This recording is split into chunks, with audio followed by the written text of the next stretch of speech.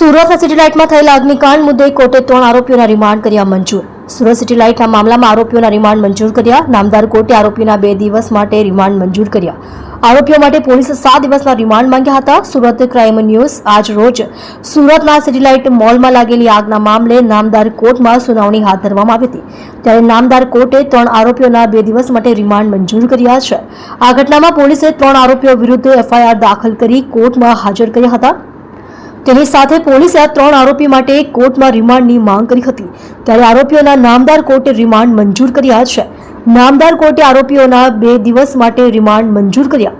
મળતી માહિતી મુજબ નામદાર કોર્ટમાં સુનાવણી દરમિયાન શહેનવાઝ હારૂન નિઝામ મિસ્ત્રી, દિલસાદ ઉર્ફે અરમાન સલીમ ખાન અને ત્રીજો અબ્દુલ વસીમ અબ્દુલ રાવ ચૌહાણના રિમાન્ડ મંજૂર થયા છે।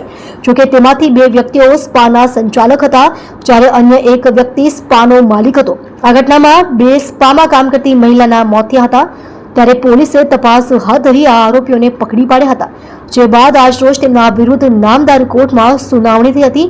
આરોપીઓ માટે પોલીસે 7 દિવસના રિમાન્ડ માંગ્યા હતા, ત્યારે પોલીસે આ 3 આરોપીઓ માટે 7 દિવસના રિમાન્ડ માંગ્યા હતા, પરંતુ નામદાર કોર્ટે આરોપીઓ માટે પોલીસને માત્ર 2 દિવસ માટે રિમાન્ડ મંજૂર કર્યા છે।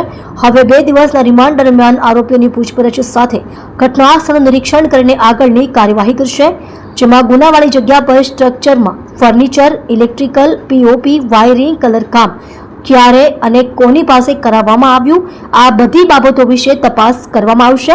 તે ઉપરાંત માલિકો, કબજેદારો, સુરત મનપા, ટોરેન્ટો પાવર અને ફાયરના કર્મચારી તેમની સાથે સાંઠગાંઠ છે કે નહીં તે અંગે તપાસ કરવામાં આવશે।